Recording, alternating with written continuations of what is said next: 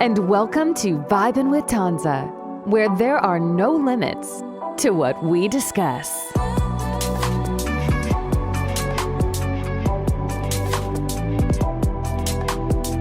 Keisha, thank you so much for joining me today. I've been trying to talk to you for a long time. So we finally did it. Yay! I'm excited. So Yes, Thank you. yes. So many people have been coming to me asking me to address mental health issues. And I know that you have worked in the field for so many years.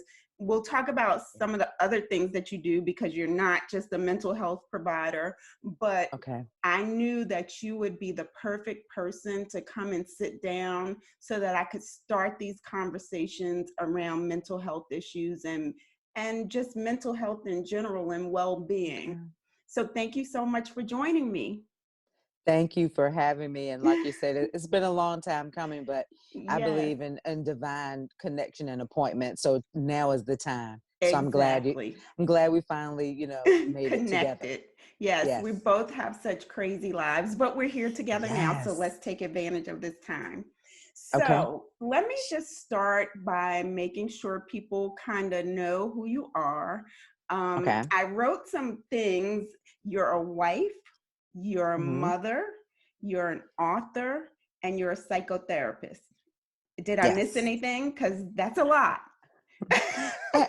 And it doesn't feel like a lot until like someone starts saying it. And then I'm like, oh, okay. Maybe it is a little bit. But I'm also an autism mom, advocate, and consultant. And that's my passion. That is my passion. So yes, I'm all of those things. Wow. And I definitely want to talk about your autism advocacy because you are definitely a big advocate. And I think that's so incredibly important. If we could start with you explaining what a psychotherapist is for the listeners. Well, a psychotherapist is a person that conducts or performs psychological, mental health, clinical assessments, outpatient therapy. And outpatient means you come in the office or we meet in the community. We do individual, marital, family therapy using particular treatment modalities. That's just a fancy term for different ways we do therapy. But we're also known as therapists, counselors, mental health professionals, but psychotherapists are licensed in their respective states to practice independently many times, meaning that we can perform these services on our own, have our own practices if we so desire. And do you have your own practice? I do. I do have my own private practice. The name of it is Pruden Counseling Concepts. So I do assessments and individual, marital, family therapy, autism advocacy, and consulting, especially in the rural area in which I live. And that is my passion. How long have you been a psychotherapist? I was just thinking about that the other day, and I said, "Oh, I'm a little long in the tooth." I've been doing it now for 20 years. Wow. It's so hard to believe. It's so hard to believe. But I first started doing my first groups and creating substance abuse intensive outpatient programs during my graduate studies at ECU. So, and that was in 1999. So, wow, 20 time years. flies, right? Oh, too fast. Too fast. So I've been doing it 20 years. For the average person like me, I don't understand the difference between a psychologist and a psychotherapist. Could you explain the difference if there is one? Yes, ma'am. There is a difference. No, when you start talking about the different disciplines, no one professional discipline is better or worse than the other. We're just different. So psychologists are the ones where they can perform therapy, but their focus is more on testing. So say, for instance, if I have a client that I feel might have maybe some retardation issues or some cognitive issues, then I will refer out. Okay. to a psychologist who will do the intelligence testing. If it's if it's a school age child, that child will have psychoeducational Mhm. testing. So yes, I am not. I tell people I am not, in block letters, a Mhm. psychologist. I struggled with statistics in undergrad and graduate school. So I do the talking. Psychologists do the therapy. They do the testing, but they can do therapy too. Mhm. But So that's therapy is such an important part of mental health. yes, When you think about mental well-being overall, and you hear a lot of people talking about getting therapy, so the role that you play as a psychotherapist is really important.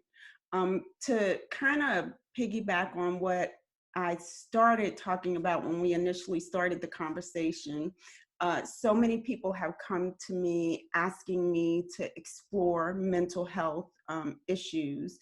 And I'm curious to know from you, um, how do you feel about all of this talk around mental health in the Black community, specifically that we're shunned as African Americans when it comes to taking care of our mental health? There's a stigma attached to saying something doesn't feel right in my head, right, and I right. think I need help. Do you agree with that? Is that what you see in your business?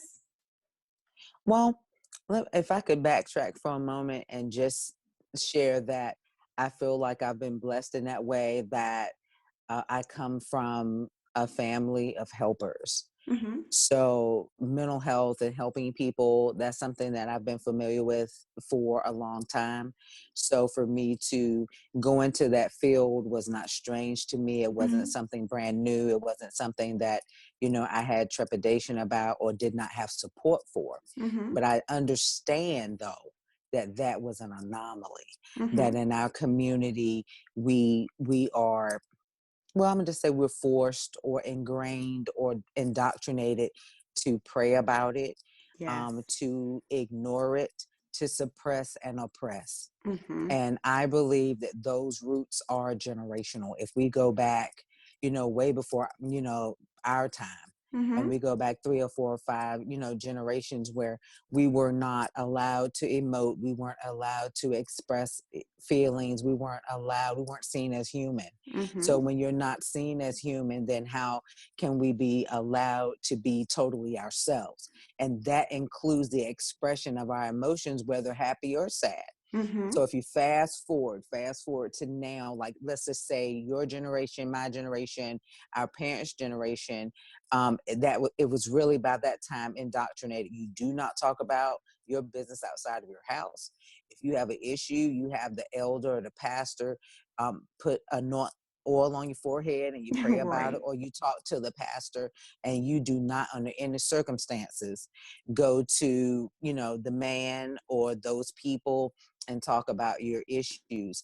So that is what I have been faced with in the last 20 years. However, in the last, I would say 3 or 4 years, with the increased presence and acceptance via social media, Mm-hmm. I've seen more young people of color, come into my practice and say, especially young African American women, Mm-hmm. saying, "Hey, I understand this is the way I was raised, but I am emotionally unwell Wow. and I need help."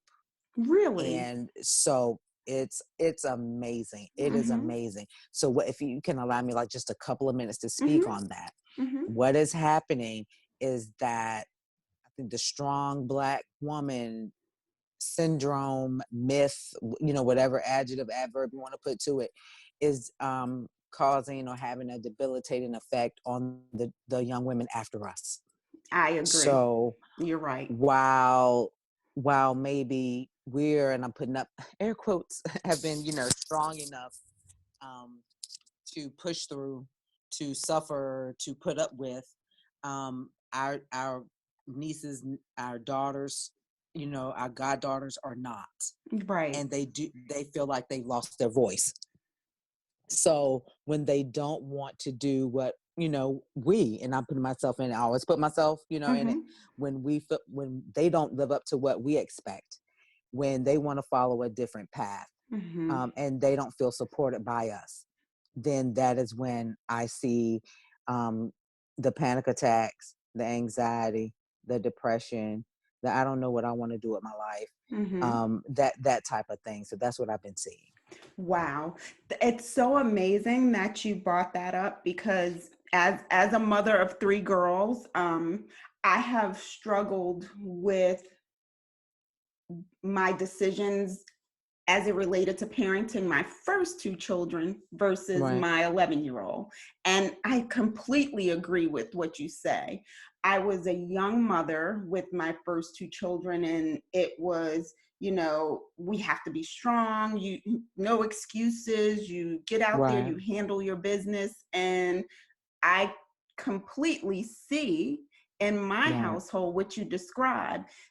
Whereas we think as women, we're teaching the next generation to be strong, I think to some extent we may be doing harm to Yes. them by being so overwhelming. And, we're strong Black women.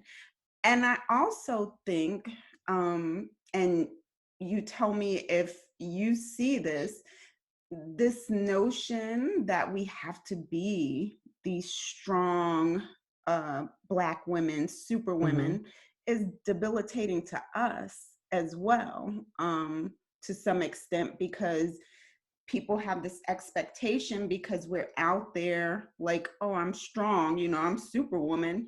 Then they hold us to this standard that is almost impossible to live up to. And you can Absolutely. crack under that pressure. Do you agree with that? Absolutely. Absolutely. And I was raised, by a strong, Black woman.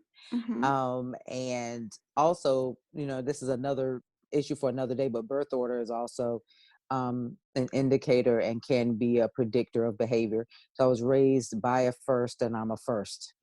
And that, yes, so that's a lot of pressure, explicit, implicit, to perform well, to be strong, to be quiet, and to do what you're supposed to do. So when you add those, those in a pot, a lot of times you can, get, and the first thing that came to my mind was a lot of physical ailments, along with the psychological pressure. You have the high blood pressure, you have hives. I've had clients, come in, and just have hives and the panic attacks. The mind-body connection is real. And I think that, and this is peeling back the onion, because I always talk about it. My supervisees, they tease me, because I say you have to peel back the onion of a person's behavior to get to the root. I think the relational issues that we're having with our children, daughters and sons, as I'm the mother of 2 sons, and I have similar issues that you're having, is that when we see them and we see how free they are, it makes us kind of sad in a way, that we wish that we could be as free as them, because we weren't given permission to be that free. And I know of my baby son, my youngest son, oh, he's classic. He's a classic baby child. He's free. He's free. And I was like, you could not have been, you could not have grown up with me. You would not have made it. And he was like, I don't think so either. I don't think so either. He was like, Papa was something. I was like, you had Papa, and I had Daddy.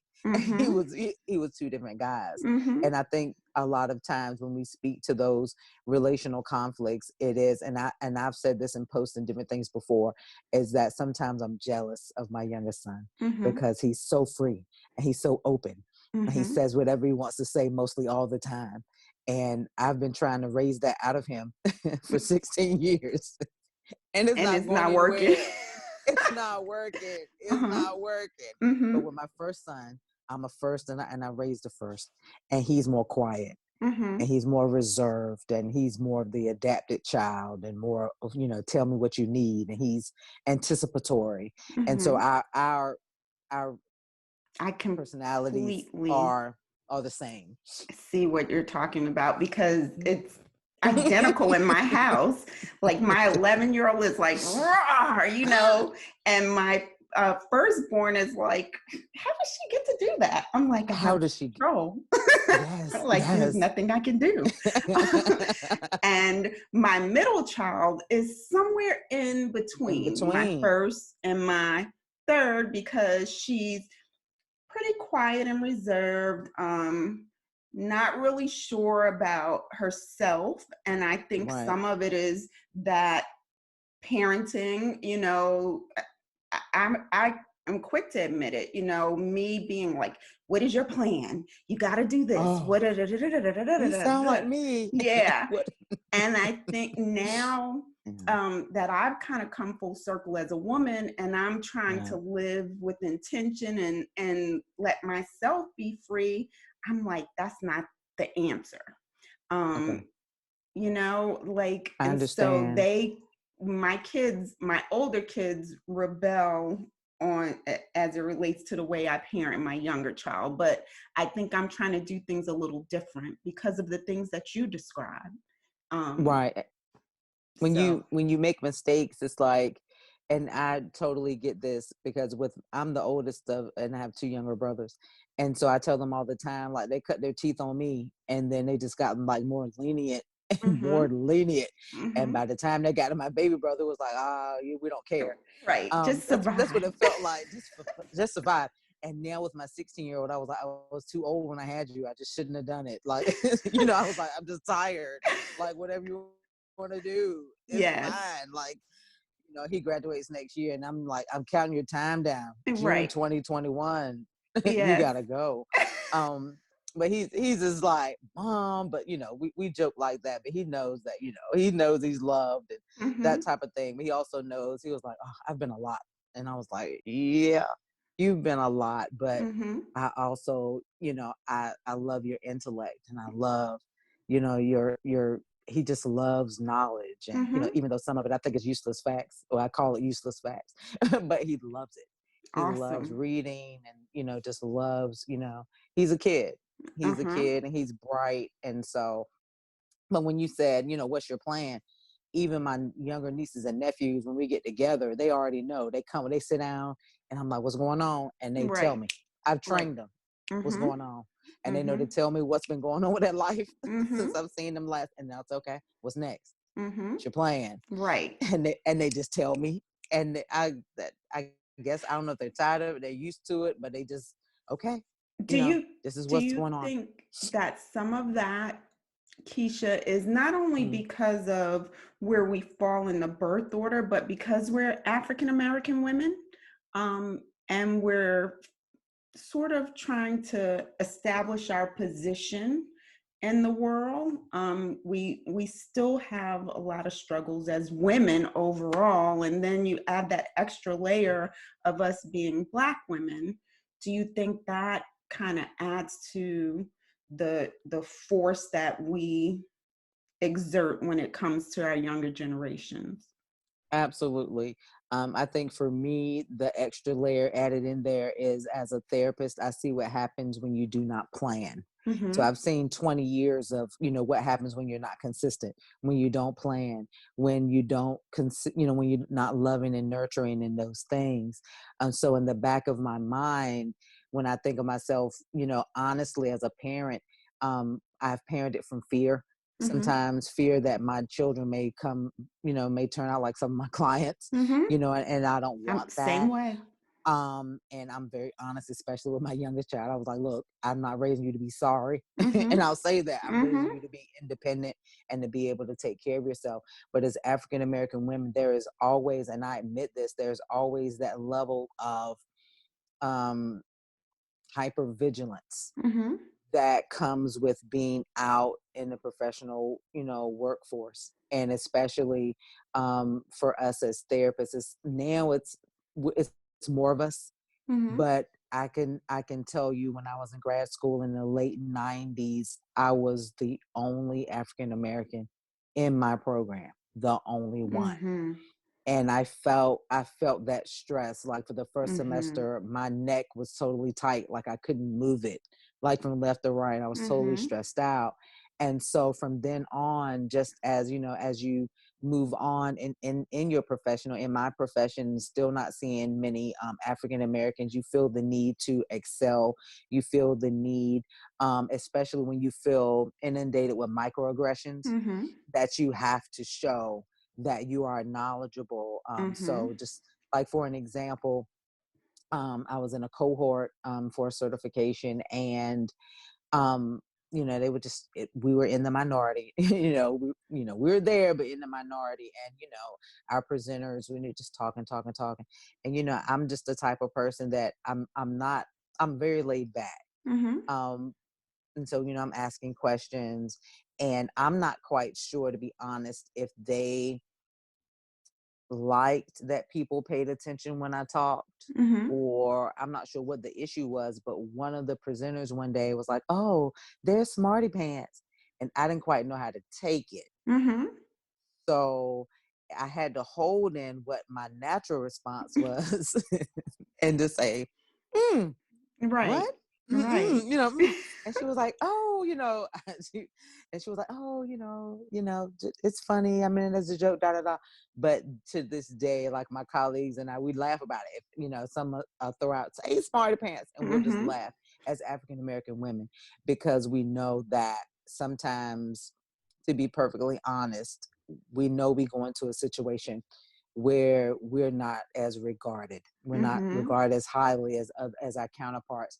And so I do feel the need sometimes to just sit back and wait until the time, just say, "This is what I know." Because I Right. want to let you know that I know it. Right. Right. That type of thing. You're So, right. And you have that moment where you kind of fall back and say, how do I react to this? Because when they're attacking us in that way, for lack of a better term, it mhm, always seems like it's turned around on us when we respond. Like, you're right. attacking me and I know that, then we're overreacting or we're being sensitive. So our natural inclination, or mine, has been to just kind of, like you do, say, Mm, do I say anything about this? I know you're trying to be funny, but I don't want this turned around on me to seem like I'm mm. overreacting. Does that make sense? Right, perfectly. And so I think what we both probably have learned to do in these situations is just to be um humbly confident. Mm-hmm. And when it's time to speak, we speak well, Mm-hmm. and then we just move on. And we know Mm-hmm. we've made our presence, and we know that, that they know that we know that they know, and Right. we're satisfied, and Right. then we move on. That's Right. that's that's what I do, so much to the point in this particular situation, and when I was no longer in it, they were still asking for me and speaking about me. So Mm-hmm. then I knew, that I That made you my mark. made your mark. You know I know what I'm talking about. Mm-hmm. Exactly. I don't, right. So yeah. Exactly. So before I switch hats, because I definitely want to Yes. talk to you about your autism advocacy. Before I switch hats, can Okay. you briefly give mothers some advice based upon the things that you've seen with the young ladies that are coming in to see you? What would you Mhm. say to mothers that are raising these young girls with all of these issues because we're just basically too overbearing? Okay. So what came to mind was, depending on what age the child is, if that makes sense. Mm-hmm. So if your child at this point, mommies, are birth to 5, then I would tell you your most important job is to pay attention to their environment and what lessons they're picking up from you. Mm-hmm. Because from birth to 5 is very, very, very important. They are forming their existential position in the world, how they feel about themselves and the world. And so what you want them to come away from after age 5 is, "I'm okay and you're okay." If Mm-hmm. they come away with that position, then they will be strong in what they choose, whether it's career or partner. Mm-hmm. And you model that for them, what their position should be. So pay attention. Pay attention to the mates you choose. Pay attention to how you resolve conflict. Pay attention to even where you live and how you budget your money. Mm-hmm. Children know these things from birth to 5. They pay attention. They pay attention to your energy level. So even infants and toddlers can pick up on your energy level and mimic that. If your child is, say, 5 to preteen, then you want to make sure that they are loved according to their love language. And I talk about this a lot with couples and with children, because children often, and this is funny too, because we are often drawn to people that have our opposite love language. So we have to learn how to love people according to how they give and receive love. That is very important, especially for preteens, because to piggyback on the first age set, if you have modeled for them a healthy relationship, then you model for them healthy love languages and how to give and receive, and then they can start choosing mates that are healthy.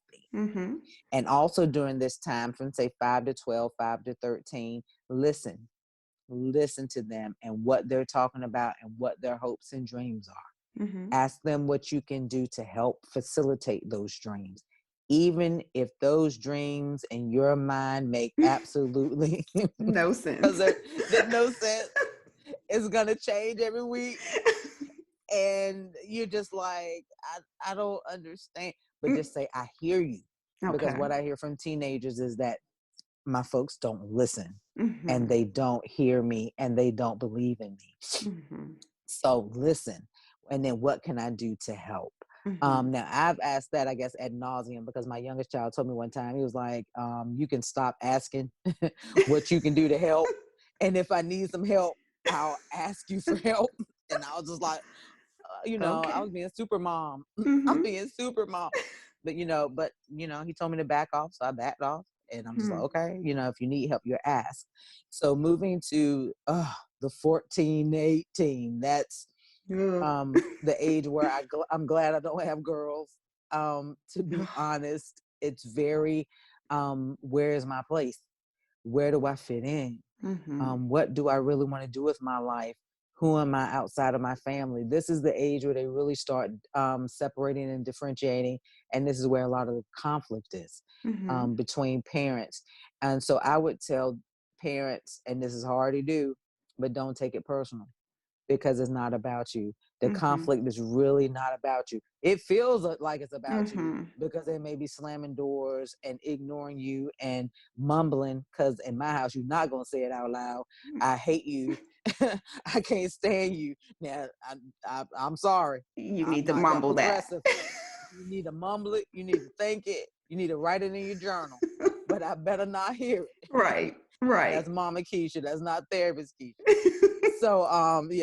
So, but it's about separating from you, differentiating, creating, what do I believe and what do I want to do? And so for parents during this time, I really would say, don't take it personal, and to foster their independence, to foster it and not enable. And that's very hard in this day and age, to be honest with you, not to enable our children, especially if you're from a rural area or from a disadvantaged situation, and then you do better, and then you don't want your children to suffer or to struggle. Our children need some struggle. I told my son, this is the honest God truth. I told him, I said, I think you just are too comfortable. I told him one time, I said, maybe I should make you sleep on the porch or something. I mean, I don't know, like, to make you have some oomph, like some motivation to get up and do. I said, because I ran from my house. I ran from my mom and dad's house. And that's just the truth. Like, I gotta go. But we have to make sure that they're empowered, that they're independent according to their ability level at 17, 18, before they go to school, making sure they have the basic life lessons, but also to balance that with love and nurturing and acceptance. Now, mommies, that's not me saying that, you should say, oh yeah, it's fine if you, smoke crack and hang out all night, and I support that. No, that's not what That is I'm not what saying. you're saying, right? That's not what I'm saying, because I'm being honest. I can see people listening to this and saying, wait a minute, she needs to calm down. She needs to calm down. That's not what I'm saying. I'm saying support goals and dreams that are for their good. And allow children to fail, and it's Mhm. okay. It's Mhm. okay if they fail. Our children are not being allowed to fail, and then when they leave us and they fail, they're destroyed Yes. Yes. emotionally. Yes. So that's what I have for Awesome them. advice. We got to get together and talk again because you have such great advice. Like we could go on Thank and you. on. Oh my But goodness. I want to talk, of course, about your Hmm. autism advocacy. Can you Okay. just, I guess, tell the listeners how you became an advocate? Oh, well, very easily. My son, my oldest son, who is now 25, and that really makes me feel old.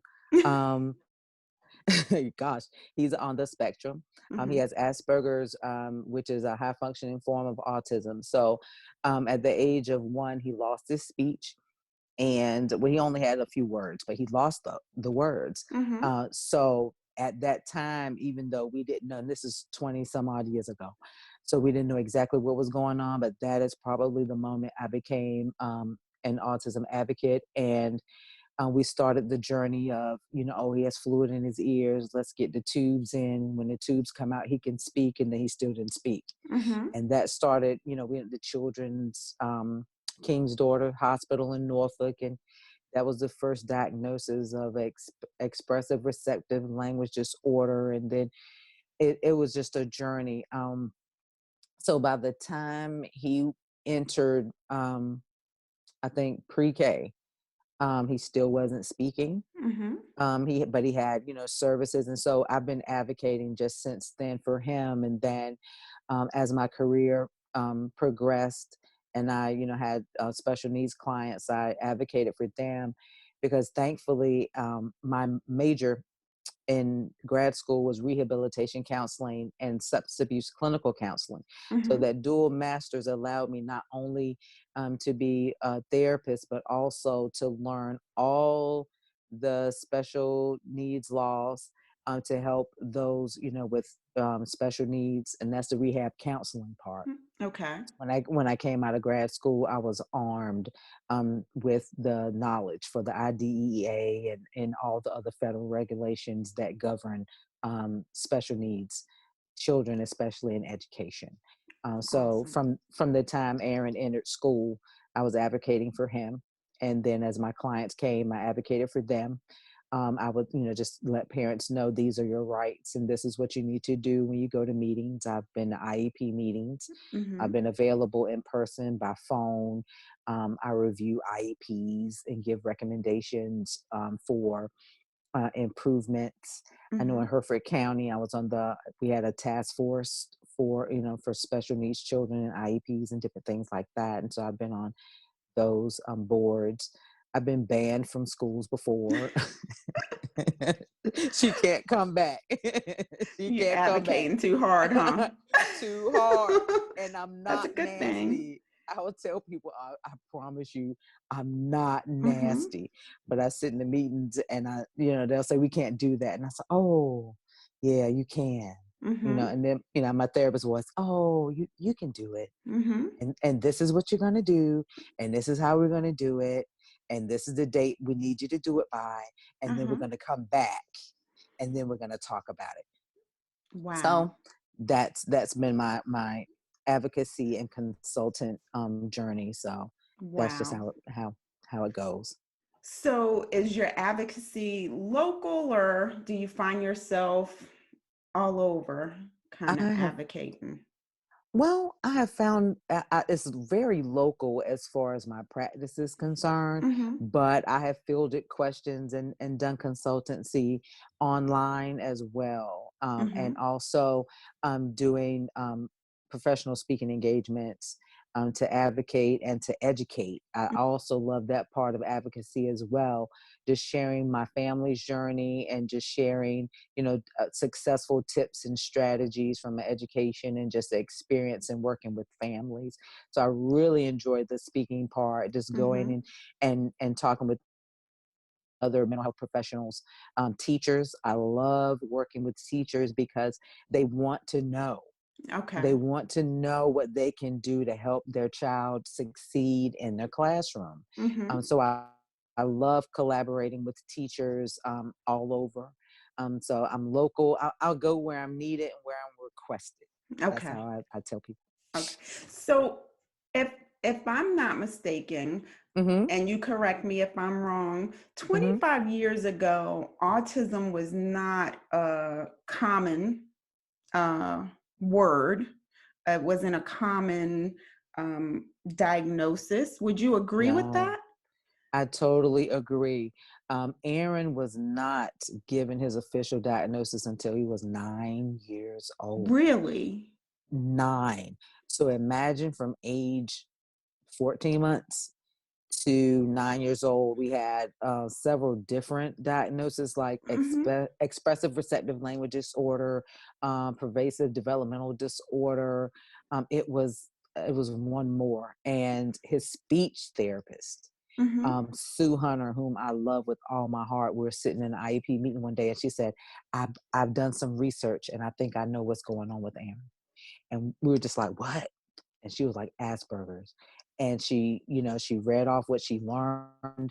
And then my husband and I went home and we did more research. And it wasn't a whole lot out there, but I Mm-hmm. printed off everything I could.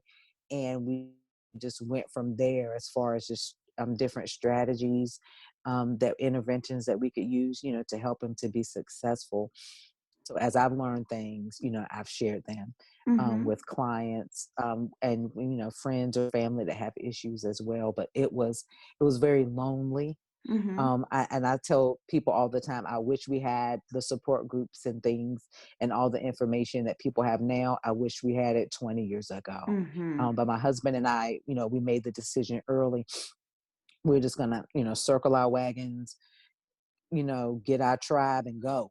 Mm-hmm. And if you're not supportive, that's fine, we're going to keep going. And if you're with us, you can roll.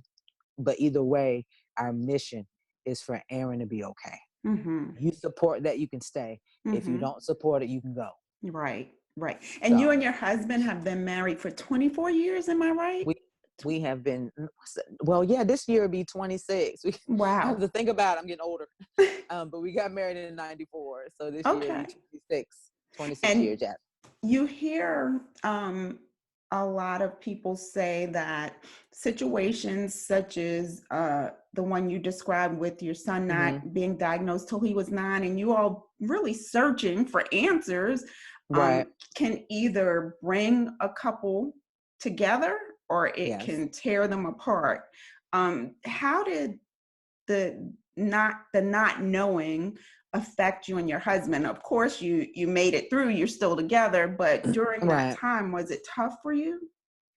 And I'll tell anybody, the only issue that I feel like my husband and I ever had when it came to Aaron was where we would live. Mm-hmm. Because I'm an information person. So I did my research and I was like, where should we live? Where Uh-huh. should we live where Aaron would get the best care? And I came back to him and I was like, we should probably live in Charlotte or Raleigh. Mm-hmm. And he was like, sounds good, but no. And I was just like,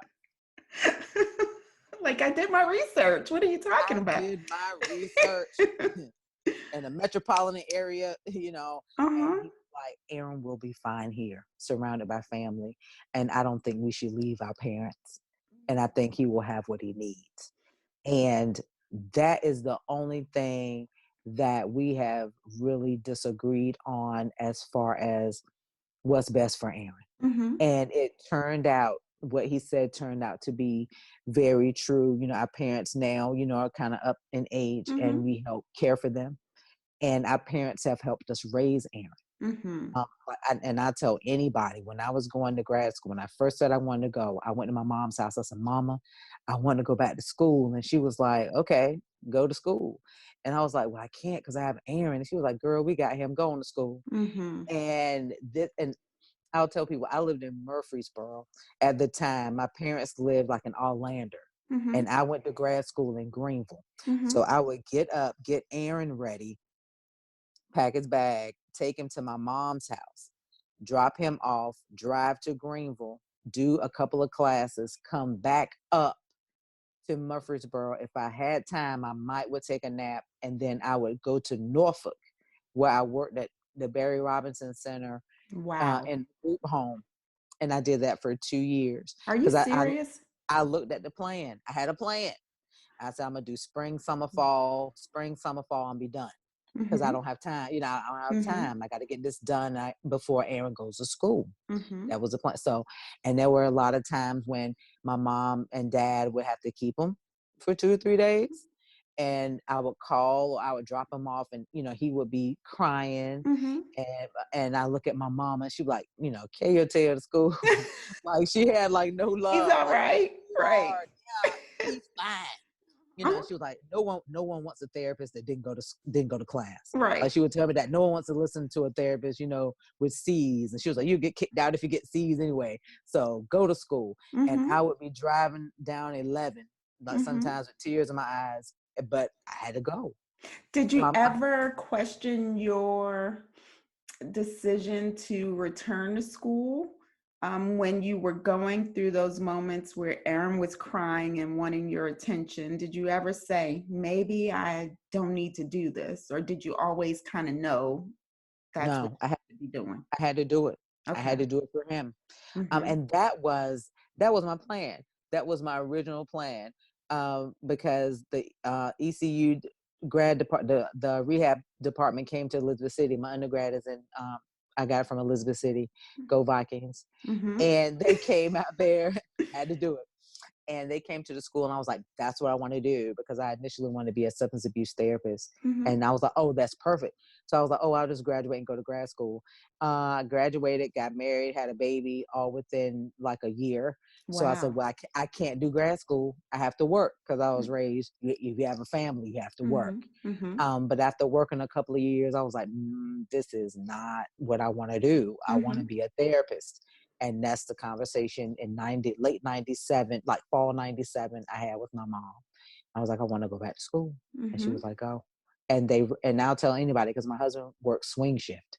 Mm-hmm. So that's a whole nother story. But she was like, me and your daddy got him. Go. And they raised So him for 2 having years, your basically. family close by was really helpful. Oh my goodness, Mm-hmm. yes, for both children, but Mm-hmm. really for Aaron, because both our sides have been supportive, but with my parents seeing the issues, um, supportive, and my brothers too. Everyone has been super supportive. Mm-hmm. So whenever I come with a new strategy or intervention, this is what I need you guys to do. This is what's going on. They were always, on board with it. Let's Mm-hmm. go, let's do it. And my mom, Awesome. because the people back then would tell you, you need to get a check for him. He'll never be able to take care of himself and these things. Mm-hmm. And my mom, very spiritual, she was like, that's a lie. That's a lie Right. from the pit of hell. My mom Yay. was that type of person. Right? And I was Yay. like, okay, mom. But she was like, that's a lie. Mm-hmm. That's a lie. Work with Mm-hmm. them. I'll work with them. We'll all work with them. And so when people look at Aaron's life and they say, oh, he's doing so well, and we're very proud of him. It's, we're a family of faith. So I always tell people I give honor to God, because I feel like, Aaron was given to us. He was a Mm-hmm. blessing to us, Mm-hmm. and God gave us every resource that Mm-hmm. we needed to help Aaron to be who he is. Wow. And for years, I tried to make him normal. Mm-hmm. I'd worked so hard, and then I heard just as clear one day, I made Aaron who he is. Stop. Like I Mm-hmm. was just driving and I Wow. heard it. So I said, okay. I said, and I prayed. I said, Lord, just help me to help him to be the best version of himself and Mm-hmm. nothing different. And And I've he's made doing mistakes as really a parent. well. He is. He really is. Once I got out of his way, because I had a lot of plans for his life. I Mm-hmm. had plans for his life. None of that matches. None of it. So once he was able to be strong enough to tell me that this is not my plan, this is Mm-hmm. your plan, Mm-hmm. then I was like, okay, That's a I whole can. nother conversation, because we do Oh my that so God. much as parents. Oh, It made oh, sense. Like I was like, this plan makes sense. It right. was my plan, this is my life. Why can't it be your life? Right. And it was like, no, I need a Oh, break. And wow. when he first told me that, I was just astounded. I was like, who does that? Who takes a break? I've never Right. taken it, And so I was like, I'm gonna stop, and I'm gonna step back, and I'm gonna And let let him have him his be. break. let them be. Oh my Awesome. goodness. So, Well, you're not only an advocate mhm, for children with autism, but you're mhm. also an author who's written a couple of Yes. books about autism. Ah, So, oh my can goodness. you talk to the listeners a little bit about the books that you've written? Oh, okay. So, of course, I have them here. So, Yes. my very first book, because I was always taught write about what you know. Mm-hmm. So, my first book is called Walking with Moo and Mm-hmm. Other Adventures of Faith. So, for people who don't know, my youngest son's name is Bryant, but his nickname has always been Moo. Like, I Uh-huh. don't know. We've always called him Moo. Mm-hmm. So, this book is a devotional and it gives insight into my life and my walks with my youngest son Mm-hmm. and working in my flower beds and just what I feel like have been spiritual deposits into my life that started out as Facebook posts. And Mm-hmm. then I had people say, write, put it in a book. Mm-hmm. And then I had a girlfriend say, write the book and this is how you write it. And then I said, okay, Mm-hmm. I'll do that. And then I put it out there, to be published, and I didn't get any takers. And so I said, I'm not going to do anything with it. And then my group leader, Just Right, that's my writers group, my group right leader, April Dorset, encouraged me to self-publish. So I put it out there and it's been And it's you've been been very busy because people oh have been receiving that book. yes, Yeah. yes. I'm so excited about it because Yes. you're always scared as a creator, as an author. You're always afraid, are people gonna like it? Yeah. So that's the first book. My second book, which is so near and dear to my heart. Mm-hmm. It's called Aaron and Me, Our Journey on the Spectrum. And it is my very first children's book. And it's based on Aaron, my son Aaron, and my youngest son Bryant and their relationship.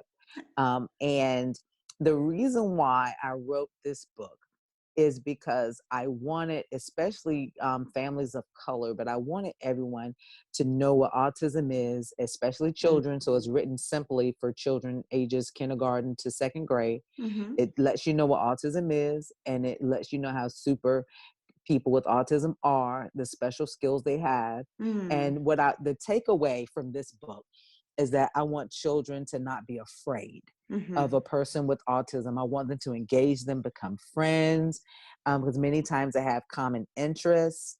And I also wanted spectrum families of color to see other spectrum families not just surviving autism but thriving, Yes. because we don't see that. Yes. We don't see that. We don't see that. And You're we're not a right. perfect family. We're not a perfect family. But our mission has always been to ensure that Aaron has his definition of a meaningful day. Mm-hmm. So that will always be what we do. Awesome. So Wow. those are just, yeah. So those are my two books, and actually my second children's book, because I call it the Our Journey on the Spectrum series. Mm-hmm. So my second book is in the process now being illustrated, and it's Aaron, Mommy and Daddy. So this book is from me and Paul's point of view, my husband and Okay. I's point of view, right? Wow. So just our journey with Exciting. Aaron. I'm nervous. Yes. I'm excited. So Yes. whew, So it's a lot. how do you balance it all? Oh, Jesus and coffee. Uh-huh. A Uh-huh. little Stratera. Um, it's to be honest with you, it really is. It's really a faith walk. It's me dedicating time every day to spending time with my Creator, trying to get centered for the day, and Mm-hmm. then dividing my life out. Like I have a bunch of tablets and huge sticky notes, and they say KP the author. Mm-hmm. It's hilarious. It says Prudent Counseling Concepts, KP the author, clinical director, all my hats. And I Mm-hmm. just write down what I have to do. Mm-hmm. I love sticky notes, different sizes, different colors, and that's how I keep organized. So, And to a young lady that would say, I have to pick or choose one thing, what advice would you have for her? So, I find people tend to shun me because I have a lot of interest. And there may be young women out there that have a lot of interest. What would your mhm. advice be to them? Hmm. this might sound a little cliche-ish, but pursue what sets your soul on fire, and your tribe will find you. Your tribe will find you. Do what you love, and you don't worry, and everything will come. Everything will come. The peace will come, the anointing will come, the jobs will come, the creativity will come, the money will come, the opportunities will come. It is amazing, the opportunities that I've been afforded doing something that I love to do anyway, that I would do for free. You're so right. You're so right. And you know, my focus is on women's empowerment. So Yes. what does empowerment mean to you? Empowerment to me means being authentic with who you are, not being ashamed of who you are, and helping other women or other people to feel the same. Awesome. And one last question for you. Well, I got to do a little random round if we have time, but okay. What would your advice be to women in our generation as it relates to bringing the younger generations up and supporting them the way that they need to be supported? Listen more and judge less. And don't be jealous because they're fearless. Right. Right. I agree. They're fearless. We definitely struggle with that jealousy. They do everything we wouldn't do, like everything, and don't seem to care. And I think because we're older and we have all the what ifs in our mind, and they have all the why nots. Right. But we need to. Yeah. That's we great need to listen. Advice. And I was talking to some Gen Zs the other day. I'm learning all the terminology. And they said, well, a couple of them said, you know, we feel like you guys are really judgmental. So that is what you just said is so on point. So I got to throw out some names for you, random names. I do this random round during each of my episodes. And you don't have to know the people, but I'm just curious. If you're familiar with any of these names. So I'll start with Ashley Graham. Does that name ring a bell for you? Oh, diva. Yes. Diva. I love it. I love it. I love her. She loves her life. She's not ashamed. Yes, I agree. Yeah, I've been listening to her podcast and really enjoy her and her walk, and she's just doing her thing. Yes. Yara Shahidi. Beautiful. That's the first thing that comes to my mind. Beautiful. And just powerful. I've been following her since Blackish, and it's just, I love her. Yeah, she is so intelligent and just on point. Like, she's one of those where I'm jealous. Yeah. Because she's done so much. It's like, she makes you feel like I haven't done anything in my life. Right. I gotta get my life together. I do. I totally agree. Liza Koshy. Now I don't know her. That's a new one for me. Okay. I can't even. Oh, actually, I learned about her listening to Ashley Graham's podcast because she interviewed her. She became really big on Vine and then transferred to YouTube and just has blown up and done really well. She's like in her 20s doing all of these awesome things. So check her out when you get a chance. Annie Lawless. That name is familiar. So old folks said, make me know her. She co-founded Suja Juice, and then after that founded Lawless Cosmetics, and she was in her 20s. And Suja Juice, they ended up selling for like millions of dollars, her and her co-founder. And she's just doing all of these great things in her 20s. So she's kind of inspirational. I'm trying to think, did I learn about her? I think I learned about her listening to Skimmed on the Couch, another podcast I like. Please text me these young ladies' names. I'm going to look them up. They're so inspirational and like frustrating at the same time because I'm like, oh Right. my God, in my 20s, I was not doing any of that. Not even thinking about Not it. thinking about it. Right. Mhm. Elaine Welteroth. Oh, I don't know her either.